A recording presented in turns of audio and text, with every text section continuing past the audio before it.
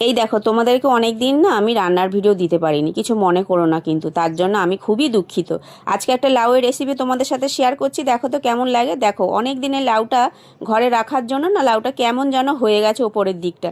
তাই আমি কাটার সময় ওপরের দিকটা বাদ দিয়ে আবার সাথে লাউয়ের বীজগুলো আমি কিছু কিছু বাদ দিয়ে দিয়েছি, কারণ বীজগুলো একটু শক্ত হয়ে গেছে। তারপর আমি ভালো করে ধুয়ে নিয়ে নুন হলুদ দিয়ে প্রেশারের মধ্যে আমি সিটি দিয়ে নেব, মাত্র দুটো সিটি দিয়েই আমি প্রেশারের ঢাকনা খুলে দেব, কারণ বেশিক্ষণ রাখলে যদি লাউটা ঘেটে যায়। তারপর আমি জলটা ভালো করে ছেঁকে নেব। এরপরে দেখো, আমি দুটো আলুকেও কেটে ধুয়ে নিয়েছি, আর সাথে দুধের মধ্যে 1 চামচ আমি ময়দা গুলিয়ে রাখবো। এরপরে আমি কিছুটা আদা ও সাদা জিরে ভালো করে শিলের মধ্যে বেটে নেব।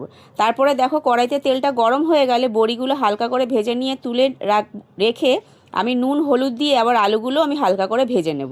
তারপরে আবার কড়াইতে আরেকটু তেল দিয়ে সাদা জিরে ও শুকনো লঙ্কা ফোড়ন দিয়ে সেদ্ধ লাউটা দিয়ে সাথে আদা ও জিরা বাটাটাও দেব, অল্প লঙ্কার গুঁড়ো, ভাজা আলু ভালো করে মিশিয়ে নিয়ে গুলিয়ে রাখা দুধটাও দেব, অল্প চিনি, ভাজা বড়ি, কাঁচা লঙ্কা দিয়ে কিছুক্ষণ চাপা দিয়ে রাখবো রান্নাটা হওয়ার জন্য।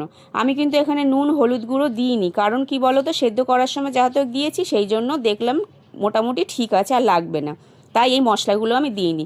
আর পুরো রান্নাটা হয়ে গেলে আমি অল্প ঘি মিশিয়ে নেব। তোমরা চাইলে এখানে ধনেপাতাও দিতে পারো। আর লাউয়ের তরকারি দেখবে সবসময় একটু মিষ্টি মিষ্টি হলে ভালোই লাগে, তাই না? একবার অবশ্যই বানিয়ে খেয়ে দেখো কিন্তু তোমরা।